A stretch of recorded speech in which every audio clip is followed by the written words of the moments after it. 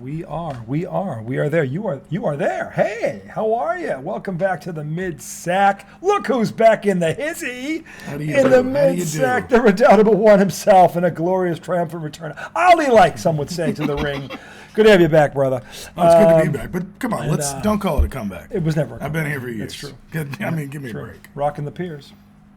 They say. Anyway, so I do feel like I need to get out of my pajamas. I look like I'm in my PJs. That's all right. That's because you're living. Livin. That's true. That's true. Living. But if you can do a show in your pajamas, you're living the good life. No, but let me say this, okay? I didn't wear this today. I went and exercised. Okay. And then I took an 8:45 p.m. shower. So you got freshened up for the show. For the show. In what I'm going to sleep in, which is really nice. That's nice. That's comfy. Because you talk some sports. Yeah, you're comfy. You know, you see your friend. You see have a little Jedi session. Your boy. Yeah. You know, talk to Yoda. Talk to Yoda. And then boom, you get in bed. Yeah. You sleep like a little one. Life is good. And then tomorrow's Thursday. Life is so the really weekend. good. The weekend beckons. So come on, give me. Life is really good here. And the good doctor has joined us again tonight. The good doctor. Brought to you by Diet Dr. Pepper, cream soda, Zero sugar. Let me correct myself. It's not diet. It's Dr. Pepper Zero Sugar and cream soda. There it is. Yes. Sorry for the shameless plug. I'm drinking from the wrong side of the can. Yes, he's drinking from the wrong side. Wow. In case you missed it, welcome to IDD. For those of you in the know, I don't disagree. For those of you just discovering, hey, it's a new season. It is a new season. Spring is in the air, that's folks. Right. It was balmy today. 82. Was it that high? 82. Perfect day. Perfect day. If you like outdoor hoops. Hot. Of course, I couldn't do that because I get my sink. But I can tell you, I had to get a whole new freaking faucet. My sink had my faucet finally broke down. Had to go to Lowe's, get that. Really? Yeah, whole new faucet today. Whole nightmare. Got all the toilets fixed, so that was another nightmare. And you got the garbage disposal fixed. That's what I did today. That was my day. You did all that? I did all that today. Hold on. Hold on a second. What? You fixed the garbage disposal. No. I hired someone to do that. Oh. But I had to go out and buy the faucet and do all that stuff. Did you replace the faucet? He replaced the faucet. Okay. Yeah, no, but we did all this today. Okay. But I had to go out and do it. You did it yourself. No. I'm not hating on you for paying somebody. No, I'm not. But I was about to be very impressed. No. I have replaced the garbage disposal. Yeah. Twice. Yeah. And I rarely do shit. Yeah. You know.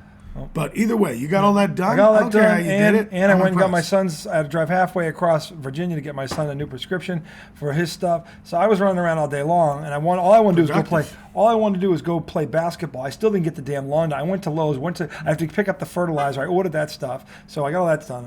I couldn't even mow the lawn until I was running around. But anyway, so then, and as this happened, of course, it's a perfect day out. And all I want to do is go to the basketball, go to the court and shoot hoops. That's all I want to do today. You were going to go? I was going to go today. Dude, why didn't you tell me? Because I never got free. But would you have told me? Yes, I would have. All right. Yes, I would. Absolutely. I've been trying to shoot with you for a while now. I would have definitely called you. Keep talking about your foot. No, I was. Well, I have to go out and test it at some point. Today would have been a perfect day to do it. But we don't have to. You're right. Even shooting around, if it's cold, could fuck you. No, you got to test it out. You got to do some shooting drills, move around, get some, and figure out where it is. You don't got to just go start playing full court. No, you don't do that first. You gradually shoot around, you move around. I know there's a million drills I know how to do. Right, around the world. Yeah, all that kind of stuff. Where I'm doing little miking. All that, yes, particularly the miking. A little elbow down into the post. Yeah. You know, a little fade, a little pop curl up, a little pop roll, squeen fade, all that stuff. You know, curl pop fade. Well, now you're fade. Now you're getting into territory where you can fuck the ankle up. I'm sorry. Well, this is where curl pop fade. You come down wrong on that in the cold. But this is why. Well, today would have been a perfect day, and that's what was frustrating for me because I never got more than free for an hour at a time. It wasn't even worth it. I've been down there 20 minutes. I had to come back. It fucking would have sucked. So, but hopefully next week, if it's like, because the weather's only going to get warmer. So, amen. IDD, I don't disagree. Segment 1, all things MLB. Hey, the Mets took 2 out of 3 from the Padres. A very, very good lineup. They shut down today. 5-2, solid win for the Mets there to get back up by 500. 2 wins on them. 2 out of 3 on them. That's a good start. So, and look, it's early in the season. We spoke the other day, and he was right about this. And I always say July 4th is my first marker anyway. But you can't ignore what the Tampa Bay Rays are doing. No. Okay. 12-0. Yeah, you can't ignore that. 12-0 is 12-0, boys and girls. I don't care what. Okay, but here's one way you can try to ignore it. Sure. Okay. The one way you can try to ignore it is say, well, they've played the Red Sox, the Tigers, and the Nationals. Yep. Not exactly 3 contenders. Right. Yes. Now, I'm not saying I'm ignoring it, but I am keeping that in my mind going, okay. Not exactly murderer's row, is it? They have played against some pretty vulnerable franchises. More like comic relief. Yeah. Now, but I will tell you this. But if the Mets had played those 3 teams, they would not be 12-0. I don't think most teams would be. Yeah. If the Mets, I'm saying the Mets would probably be, I don't know, 8-4. The Red Sox, if they played those teams. That's what the Red Sox did 2 things in this series that I didn't think they could do, but they didn't do them in the same game. In the first game, they pitched and shut that offense down, which to this point had hit 29 home runs as of today, and their opponents have only scored 18 runs total. Before today started, I'm saying going to today. Yes. I meant to say. So the Red Sox hit more today. So they had 9 runs. I'm betting they must have hit 3 on Chris Sale, baby. Anyway, the good news is he didn't get hurt on the way to the stadium. The bad news the bad news is he didn't get hurt on the way to the stadium. Because you don't want that. 5 runs, 4 innings, 7 hits, all earned. How long has it been since he last threw a pitch? He won a game somewhere last week. He's won. I'm talking about. He must have got prior to this year. It's been 2 years almost. Okay, and you even said that. No, at the start of the season. I didn't expect him. He's not going to be there for a while. No, he's not. But that doesn't mean he can't pitch better than he's pitching. I'm not asking him to pitch like a Cy Young. But this is atrocious. This is atrocious, Tom. I'll give you that. In 4 innings, 5 runs. This is atrocious. Yeah, he should be better than that. Okay, if it's 2 or 3, 5 runs and 7 hits in 4 innings. So did he pitch a good game against the Pirates? I don't know. They swept by the Pirates. Did they? He got 1 win. It wasn't the Pirates. They got swept. They lost 3 in a row to the Pirates at home. He must have got a win in the next series against the Tigers, I'm guessing. Maybe the game 1 of the Tigers series. I think they took 2 out of 3. Boston played the Tigers? I didn't even know that. Yeah, they took 2 out of 3 from Detroit, which is how they got back above 500 briefly. But now they've lost 3 in a row to Toronto, and they're playing them again. Tampa, and they're playing them again tomorrow. So it's looking like a 4-game sweep, which is even worse. That's rough. So, but again, the first game 1-0. Pitching staff did what they were supposed to do. Today, 7 runs. Problem is, Chris Sale was on the mound. Yeah, and that's the tough part about that is the game you hope you're pitching well in is when Chris Sale is on the mound. Yeah. And the fact that right now he's not having a time. And again, to your point, I said it's early. And Tampa Bay's 2 years since he pitched. Tampa Bay right now is the best team. Historic. Yeah, right now. They have before today, 75 runs scored, 18 given up. That's an ungodly run differential. And yes, that is Boston Bruins-esque. Yes, right now. exactly. That's what it is. It's only 12 games in, but to your point, you cannot ignore it. You also can't crown them either. No, no one's crowning them, but they're doing what they're supposed to do, which they're doing more than they're doing. What if you look at that, if you're them, and they were a playoff team last year, okay, and you're looking at the beginning of the season, and none of these opening opponents are a playoff team, you're thinking we got to at least be 10-2. We got to be 10-2. Right? If you're 10-2, 9-3 at the worst. At the very worst, 9-3. 10-2 in baseball, I don't care who you are, is difficult. I know, but these teams stink. Okay? They stink. Let's face it, they stink. They fucking stink. Yeah. So the bottom line is 10-2 to me, or 9-3. 9-3 worse. If I'm Tampa Bay, I'm thinking 10-2, 9-3 worse. I'm not thinking 12-0. That's a great way to open the season. I'm not thinking 9-3 would be spectacular. People are like 9-3. Hey, shit, fuck yeah. 12-0. 9-3 is first place in every division right now, except that one. Yeah. Although, what did the Brewers? The Yankees are 8-4. What did the Brewers do today? I don't know, but the Yankees are 8-4. They won again. 9-3 might not be Toronto first place in the Brewers division. Toronto. Well, they were they 7-2 or 8-2? What were they? Milwaukee's 8-4. So 8-4, yeah. So because the Yankees would be first place in every single. The Yankees division. are 8-4 in that division. Right, yeah. And the Braves are 8-4. Yep. So Arizona Diamondbacks are 8-5. Yep. So and they just beat somebody good. Yep. So there's some early season surprises. A couple. 12-0. 12-0 is probably the biggest one. But the Red Sox hit them today, 7 runs. So their offense responded, and then on Monday they pitched with them. Yeah. So the problem is they couldn't. These are 2 games. If you look at it, they could have won 2. They could be 2 out of 3 right now. Both these games they easily could have won. The one yesterday they lost 7-2. It actually wasn't that close. They were out of that game early. But today in the first game they had every chance to win it, both of them. So. Look, win tomorrow, somehow get a win and don't get swept for the love of Christ. But they probably will. So who knows? Anyway, but back to the Mets. Let's talk about the Mets because they're slightly better than the Red Sox right now. Not by a lot, even though they have a $400 million payroll. Don't be fooled. It's a lot. Okay, so let me talk about the Mets. Let me not be a negative prick. Okay, you shouldn't be. They won 2 out of 3 from a very good team today. That's right. They should be positive. Over 500. Yeah, but, and the league is very balanced right now. Okay, but here's the complex as a Met fan. All right, the mental complex. The mental issues of being a Mets fan. So we have somehow programmed ourselves to always expect the worst. So when we see warning signs, it's rare that we go, yeah, but they'll get through that. So right now they are treading water, basically. Right? You know, they keep going 1 game over 500, 500, 1 game under 500, 1 game over. Now, it's also only 13 games into the season. So who gives a shit right now? Right. Yeah, who gives a shit? And when I try to take a positive spin on it, I say this. They haven't hit. Their best pitcher has pitched so-so. Yeah. Their best pitcher is actually injured. He's injured, right? Okay. Yeah. Scherzer has pitched so-so. Yep. Because he can't pitch more than 5 innings. Yeah, if he goes past the 5th inning, he's giving up 3. Yeah. But if he gets to the 5th and it's 2 or less, he's done a good job. And then he's got to get out. He's seriously. And that's crazy that's Max Scherzer, but right now that's Max Scherzer. That's him right now. Hopefully that's temporary. So Jose Quintana has like broken ribs or something. Mm-hmm. So he's one of their big signings in the offseason. He hasn't pitched at all. And he's hurt. He's hurt. Yeah. So you've got Tyler McGill and David Peterson in the fucking rotation, and they're actually pitching well. Mm-hmm.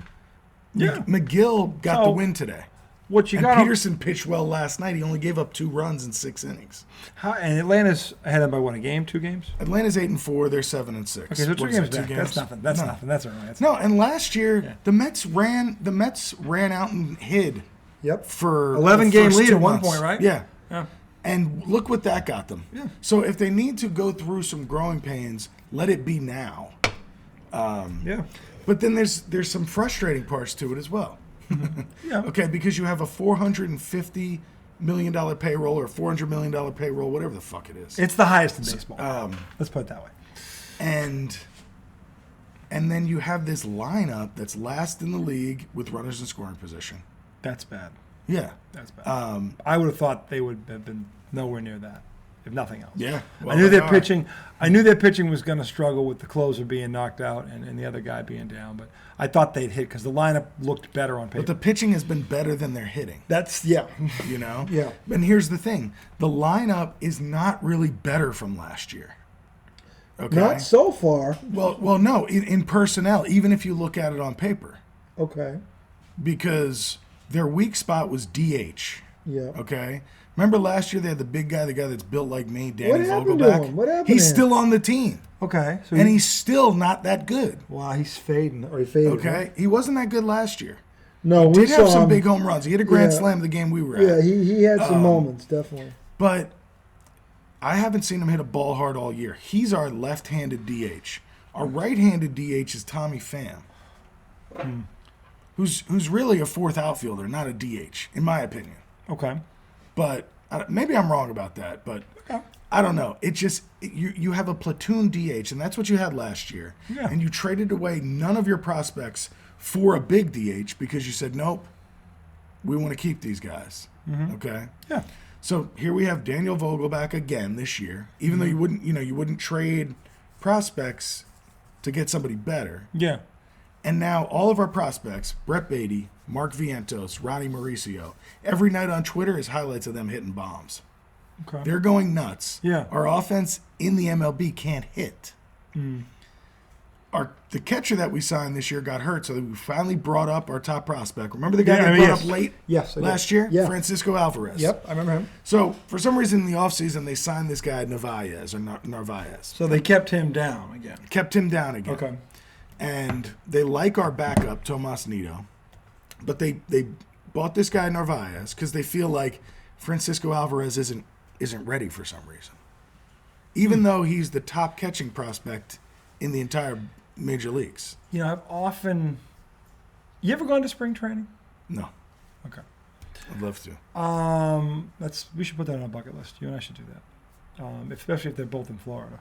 Why? What is this leading to? Well, I've been to so many preseason practices in the NFL and NBA training camp, and I've seen. You have? Yes, I have. I remember many of them. And I had a few contacts with the Celtics, Leo Papil being one of them, so he would get me in. Mm-hmm. So I could go in without even paying it and watch them practice, them being the Celtics. And some of these guys I knew. Dana Barros is one of my alums. When he was a Celtic, I got in to see him. He got me in. Mm-hmm. So, I mean, well, he didn't technically get me in, but he's like, oh, no, I know him. But anyway, the thing is, I've never been to training camp, and I'm always wondering, because I know what the process is in preseason football. I know what they're building to. I can go to a practice on Tuesday and tell you what they're working. But what do you ask? Well, because I don't know what the process is in Major League Baseball. When you say to me that this guy, for some reason, they don't think is ready, I'm assuming he was there in spring training with the team. I'm wondering what the process, how they evaluate him and to make that determination. Yeah, me too. That's what I'm wondering. But I don't know, because last year when they pulled him up, we thought it was maybe too early. No, or maybe it was too late. It was too late. Yeah, it should have been earlier in the season, right. To your point, and then it was late. He crashed and burned. But he's young. So that's not the end of the world. He's fucking 21 this year. Yeah, he's young. I'm saying he's got plenty of time. But I'm wondering, because he's still not ready, what the process is to get him ready. What's the evaluation? What does he go through? What's the certification to say? Because he's competing with the other catcher or catchers. So how are they evaluating this? What are they basing this off of? If I go to training camp, I can figure out what the hell that is. But we're just trying. They evaluate it on different shit. So they watch the guys at bats. They see if he can hit off-speed pitches. They see if he can hit for power, if he can drive runs in, if he can hit for average. Mm-hmm. Does he know how to shorten up his stroke with 2 strikes? Okay, but with catchers, they also look at how do you receive the ball. Yeah. Because that's a big part of the game. Of course. When you catch the ball, do you make it look like a strike? Are you all goofy with it? Like, you can always tell the good catchers, they snatch it and stay right there. They stop on a dime. You don't even see their hand move, and it moves 3 inches. Yeah. A good catcher is just like, it's a soft. And they almost can pull it. I've seen catchers so they can actually pull it back in the strike zone. Yeah. It's so quick. It looks like they got it right in the edge, but that's not where they caught it. So, dude, the technology today, they call it like framing potential or framing accuracy. Okay. So they literally they judge these guys hard on that stuff. Sure. So they're saying he's not that good at that. Okay. But my thing is for the past 2 years you have gotten nothing from your catching spot. Yeah. And it's crushed you both years. Yeah. First year, we were out in front for 3/4 of the year and then faded. Yeah. Because you can't have 6 through 9 in your order when there's a DH in your league. Yeah. Be trash. You got to get something out of them. They can't all be 220 hitters with no pop. You can't. Yeah, you can. That's an inning. That's basically an inning you can count on nothing. So here's every my 3 thing. innings you're not getting a chance. Exactly. That's so terrible. Here's my thing. If Francisco Alvarez has a little trouble framing pitches, I don't give a shit. As long as he hit the ball. Because if he can hit the damn ball, that's what we need. You need a guy in the 7th spot who can hit. Right. And now, to me, catchers aren't even as valuable anymore because a lot of times pitchers are calling their own pitches. Yeah. For so long, the catcher flashed the signs. The catcher called the game. But now with PitchCom, the pitcher can put it on his hip and tap the buttons. Yeah. Say, I'm throwing this. And don't fucking shake me off. Yeah. I'm going to send you this. I'm calling my own game. So, and with the new rules, you can't pick off, you can't step off more than twice in an at-bat. Uh-huh. If you do, then you have to pick them off, all that shit. Yeah. Catchers aren't throwing out base stealers, not even close to what they've done in the past. So big arms to me, don't seem as valuable because I don't think I've seen a guy get caught stealing all year. Maybe 2. I know there's been more than that. In the whole league? There's been more than that, but I've only seen 2. Okay. Because they're saying 4.5 inches have been cut off. It's no longer 90 feet between the bases. It's no longer 90 feet. Because the bags are 4.5 inches wider. Well, they're not 4.5 inches wider, but the combination of this one being 3 inches wider, the combination of the size on both bases makes it shorter. Yeah. And when you watch guys getting thrown out usually, I mean, it's by the fucking close.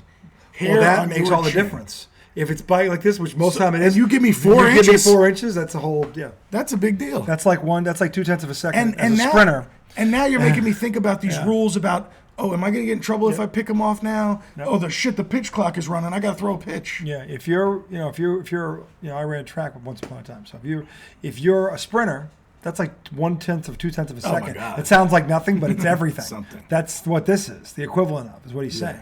So exactly. I mean, yeah, no, I totally understand if the that. kid, let the kid come up and hit. So Narvaez got hurt. Now they brought the kid up, and I understand if you didn't think he was ready and you needed another year. All right. Yeah.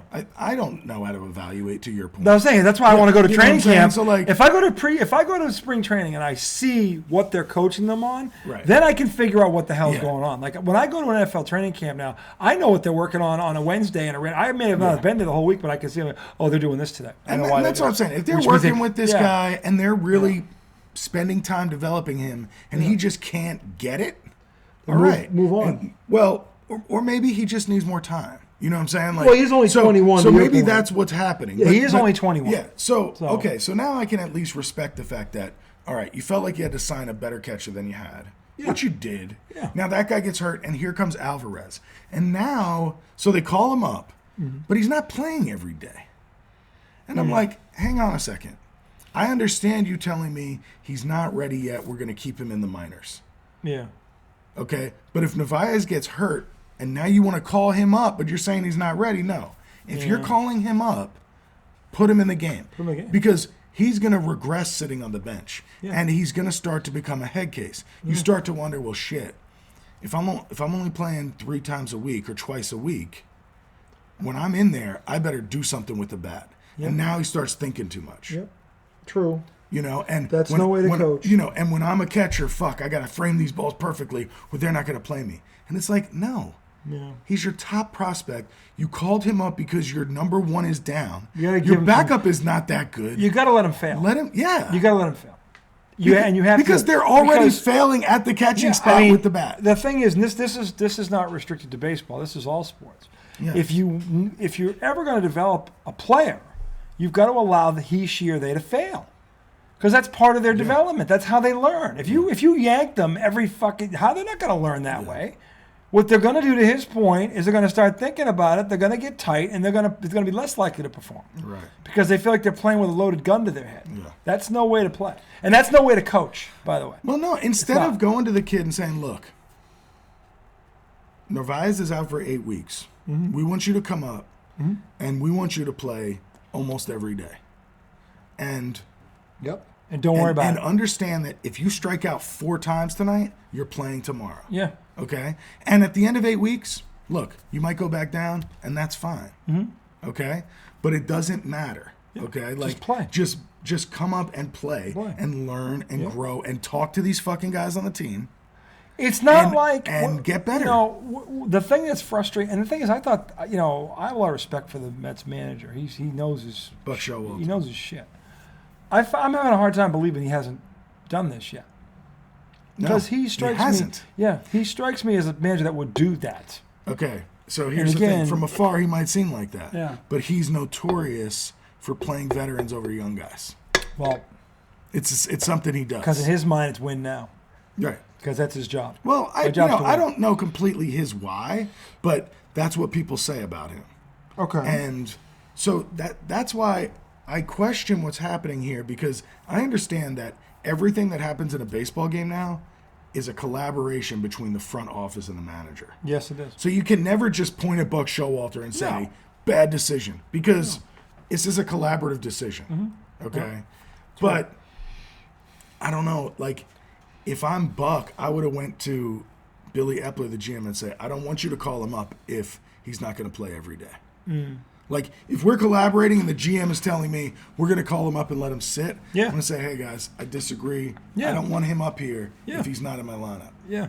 You know, that would be one of those things I would draw a line and say, you have to trust me on this. Yeah. Okay? But if he's actually in agreement with this, or he's the one saying he's not going to play every day, then I'm going to start to question his coaching and his judgment, because I think that's bad judgment. It is bad judgment. I agree with you on that.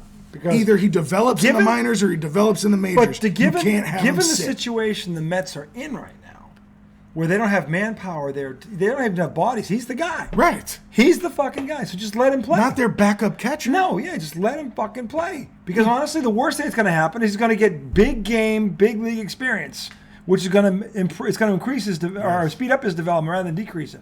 That's the worst case scenario. Well, you talk about the failure. Why do you normalize the failure? Yeah, dude, go out there. Dude, you know what I did my first week in the league? Yeah, I mean, I couldn't even see the ball. There isn't a great athlete in any sport that didn't go through a slump.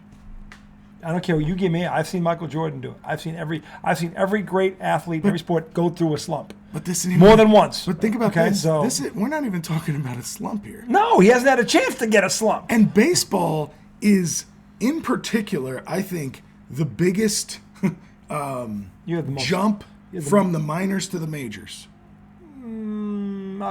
It's that in football. Because football, you have to be, because your body. You have to be. Your body's not most ready guys for that. drafted in.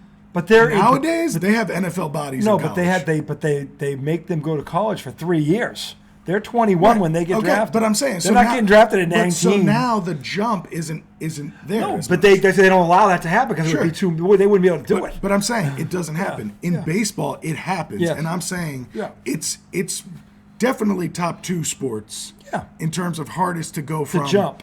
High school or college. Even the minors to the majors. I agree. So the fact that let the guy come up here and fail a little bit, because guarantee you he's going to connect with one of these balls, hit a bomb in a big spot, and his confidence is going to start going up, and he's going to start getting better. He came in the other night, big situation towards the end of the game, 2 men on, bottom of the 9th inning, they're down by 2. Got men on 2nd and 3rd, 2 outs, and he struck out on a high fastball. From Josh Hader, one of the best closers in the game. And people are like, this kid was completely overwhelmed by Josh Hader. I'm like, that dude overwhelms a lot of people. Shut the fuck up. He overwhelms veterans, seasoned veterans. He literally did it in that inning. Yeah, to another guy. Mark Canha was up with the bases fucking loaded and struck out on a pitch that hit him in the arm. And you're gonna pick on the Francisco 21-year-old Alvarez a bum for swinging at a pitch that was chest high. I mean, yeah, that's poor commentary. Oh my God! If the guy did it to a seasoned veteran, of course he can do it to a rookie. Exactly. So, and this is the thing I try to remind myself of, and I know it's annoying when people go, in baseball, you could fail 7 times out of 10 and be a Hall of Famer. Like, people are always quoting that, and okay, so look, I love the quote. It's a true quote. I just don't like when I hear people say it nowadays and act like they're the first one to say it. Yeah, like they invented it. Like sometimes right. Like I see it on Twitter. This game's been around for about 130 years now. Like, give or take, right? I'm still seeing videos of people. You know what? This. No one's ever really realized, ladies and gentlemen. You can go 3 for 10, and you can be in Canton. Not Canton, Cooperstown. Right. So that's my only beef with that statement. But in these moments, when a guy strikes out with the bases loaded, I try to think to myself, okay, if he comes up 10 times with the bases loaded and strikes out 7 times and gets hits in the other 3, that's actually really good. Yeah. So as a fan, I'm going to have to go through the misery of seeing him strike out 7 times with the bases loaded. Drunk. Ugh. And then get maybe 3 hits mixed in, or 3 hits after. Yeah. And I'll have to look at that and go, the guy's good with the bases loaded. Yeah. He's batting .333. You know what I'm saying? Like, if you hear that, right? You're like .330. Oh, this is the guy who went up. Right. Not realizing, that means 1 out of every. If he bats 100 times with the bases loaded, 70 times he's gonna whiff. He's gonna whiff. And as a fan, that's or the hard pop part. out or whatever. Right. Yeah, you're right. Pop out, double play, whatever it is. Double play right back to the pitcher, boom, boom, God. And then you're out of first too. Like triple play. So he can literally do that 70 times. You imagine the guy comes up with no outs and the bases loaded. He hits it with triple. He steps on home. He hits it with triple. Third, second, first. They're all. Has that ever happened? Yes. We gotta look that up. Of course, that's happened. I want to know who I hope probably the Red Sox. Of course, that's happened. Can you imagine that guy? There's no outs. But no outs. So that's how triple play. That's how I'm trying to talk to myself when I get upset. Oh my God, like that'd be terrible. that's what I am trying to think about when I get negative now. Sure. And I think it is helping me. Good. Because it's like, this game is so hard. It's hard. And I sit there It's sometimes hard to do. like such a son of a bitch piece of shit.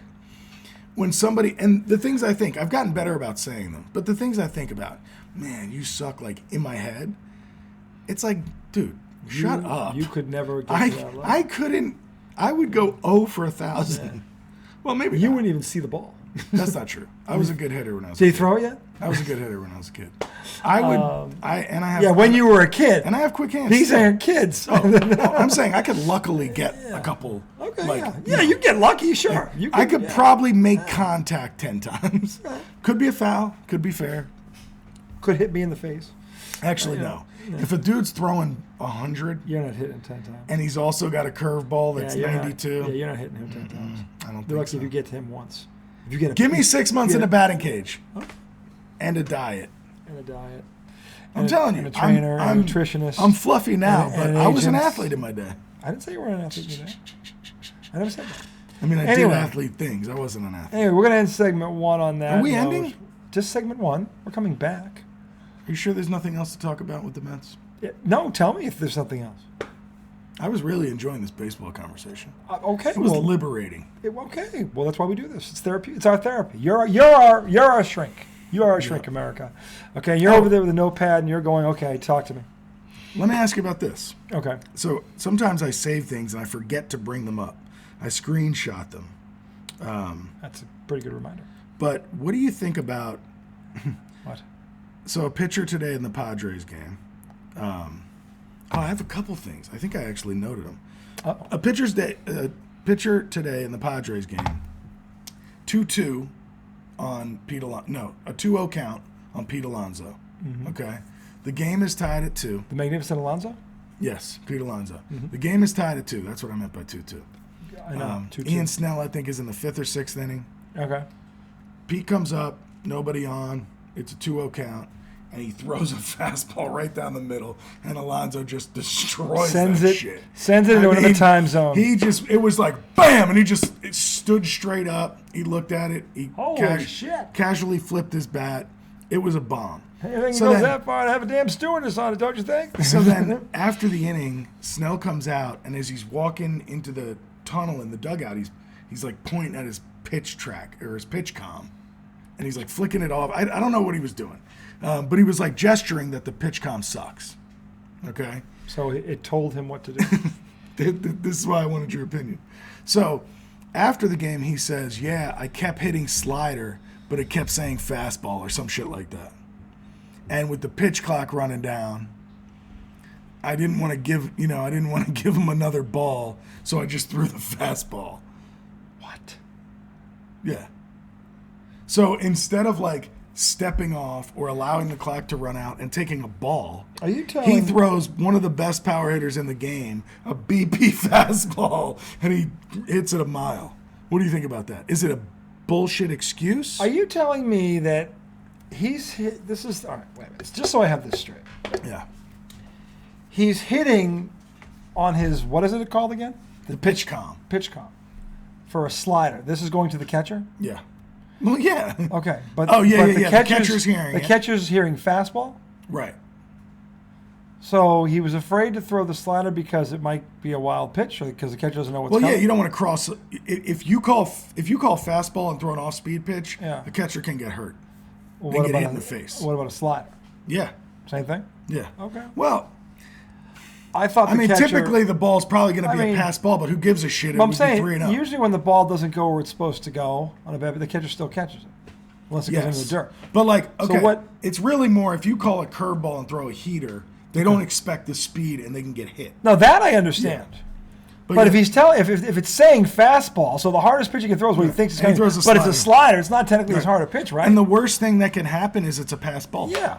So why would you? And it's 3-0 instead of 3-2 Mets. I can understand him saying if he wants to throw a fastball, but it's saying slider. Because he doesn't want to throw a 96er at his face, and he thinks it's a slider coming out. Yeah. That I can understand. The other way around, no, I don't. Because you can still throw the fucking slider. Yeah. So no, I don't agree with that. That's his excuse. That's terrible. But like, look, even if he had said the other way around, I would have understood that. But because you don't want to hurt your catcher. But even this though, if it's the other way around, okay, even if you're trying to throw a fastball and it keeps saying slider, even if it's that, you can step off and cost yourself a ball. Yeah. Or you can let the timer run out and cost yourself a ball. Okay. It's still 3-0. You're still in the at-bat. Sure, you're behind. But now you got to make a better pitch 3-0. Well, now 3-0 kind of limits what you can do, doesn't it? Because the pitter kind of knows what's coming at 3-0. Right, but you don't. It's got to be down the middle. But you don't have to. You don't have. No, you could walk. You don't have to let. Dude, the Mets lineup is not potent. Yeah, you could walk him. Yeah. Yeah. So it's like, or you can throw. You could throw a slider on the outside corner, see if he'll chase it. Yeah. And now you're back in the count. Yeah. But so why just throw a pitch down the middle? Like, I could see doing that if we were playing in the backyard and we had a pitch timer, and somehow we were playing with a pitch com. It's like, oh shit, who cares? All right, I'll just throw the fastball, or I'll just throw the slider. Yeah. Like, not in a professional baseball game. I don't. If there's nobody on base, number one, so he's not moving any runners around. There's nobody on base. Yeah. And it's not murderer's row behind him. Walk him. Yeah. It's easy. Then give up a dinger. Yeah. To a guy who is a fastball hitter. Yeah. So I don't. But maybe Snell just got flustered. That's what I'll say. I think he probably just got a little flustered. And I have no doubt he was flustered. Yeah. The thing is, like, that's a lame excuse. Yeah. That's just not. But you could see it happen, and you're like, oh fuck, all right, fuck it, and you just throw it, and then you're like, why the fuck did I do that? As soon as you let it go, I could see doing that. I can't. If you know this guy can take that one 400 yards the other way, 400 feet the other way, I wouldn't throw that pitch. Dude, the other thing that if I know that guy at the plate has that kind of power, I'm not throwing that fucking pitch. Yeah. I'm not doing it. Yeah, I agree. I'll walk him before I'll fucking do that. No, I could see doing it, like, especially if there's nobody on base. Dude, if we were playing a fun game like in the backyard, I could see doing it. Mm-hmm. Not a game in the regular season of Major League Baseball. No. Okay, one thing I also wanted to ask you about in baseball. Yes. So I can't remember the guy's name. Tyler O'Neill. Who's he playing? Cardinals left fielder, fucking big buff jack dude. I think it's Tyler O'Neill. But last week, the coach called him out for loafing it and then sat his ass down publicly the next game.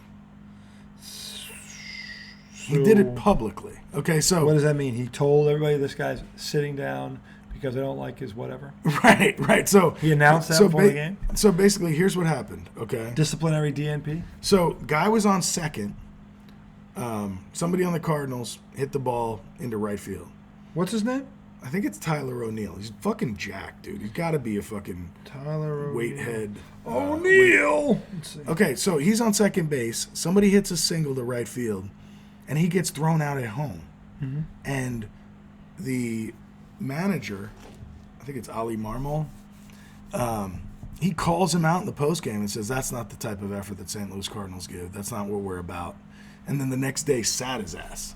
And that dude, Tyler O'Neill, was like, I go as hard as I can every day. Like, I always give my all. Well, he's batting .282 on the season with 2 runs and 4 ribbies. So he's solid. But I just thought, okay, so, I think if you want to sit people for not playing well, that's fine. But he's 27 years old, 5'11", 200 pounds. I don't know if I like... From Barnaby, British Columbia. He's Canadian. Calling him out. But I guess, I don't know. I guess it depends on... I don't know the behind the scenes. Like, maybe this guy has been having an attitude problem.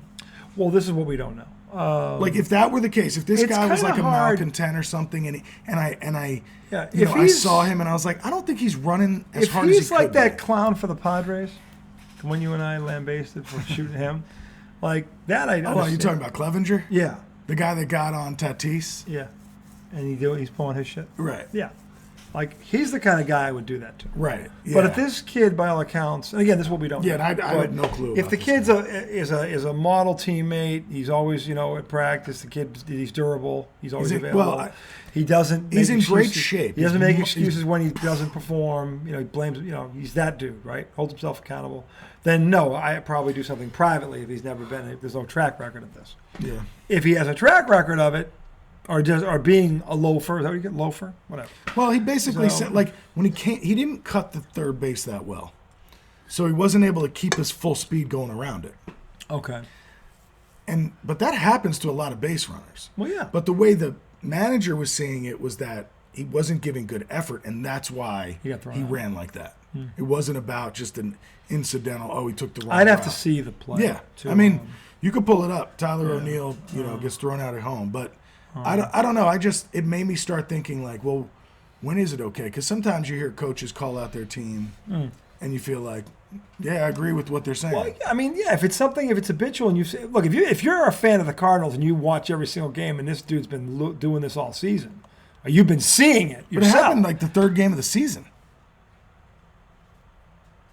It happened last weekend. Oh, I was gone. That's right. So you've been sitting on this for a week. Yeah. Wow. I know it's old news, but I guess we have something to talk about. It's old news, but I mean, well, no. But it made me think because I'm like, if it happened, that I don't understand. Yeah. 3 games in, I mean, how do you? To me, I don't know. I don't know what the hell happened in games 1 and 2 that fucking got him on this path. Yeah. I mean, where he was like, all right, that's enough. The players seemed shocked. To me, the players seemed shocked. Yeah, I mean, common sense. There's those words again. Common sense would tell me that if game 3 this is happening, or that means he did something or more than one thing in games 1 and 2, where maybe he talked to him about it after the second day, and then it happened again on the third day. Maybe the first day he let go. Or he's getting a sense from his team that something's off. Maybe he's getting that like vibe, like these guys don't care, and way too early for that. Right? No, way too early for that. Because if you were getting that vibe in spring training, you should have gotten everybody in a room and said, "What's going on?" A perennial power. They were in the playoffs last year again. And this guy's saying that's not the Arizona Cardinal, or rather the St. Louis Cardinal way. They got 11 World Series championships. I would listen to that. Marmol doesn't have 11 World Series. Well, does he have one? Did he win one as a manager there yet? No. Okay, he has not. But again, he knows the history of the organization. The banners are there. So, no, I mean, he seems like a good manager. Yes, I mean, I don't know. But I don't like this. But I think I don't know. I don't know the whole story. Yeah, I don't know the whole story. It's hard for me to.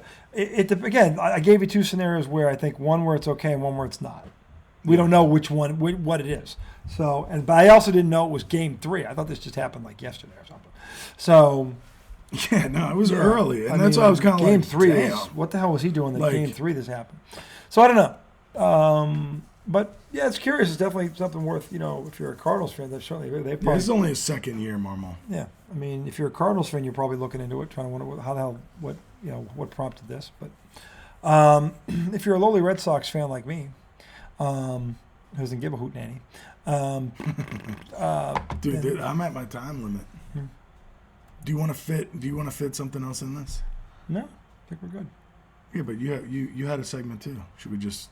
We're going to do a segment after this. We're going to take a break. I know, but I'm at my time limit. What does that mean? You have to go home? Yeah. I need to go to bed before I eat something. It's 10:15. I know. We're going to do a short segment, too. All right. We'll be back. Let's start it. We'll do this quick. 15 minutes? Yeah, well, we'll do 15 easy. Yeah, we can do that. Hold on a second. Dude, I'm sorry. I'm. If I don't get in my bed, segment 2 coming up in about 1 second. If I don't get in my bed, I'll eat.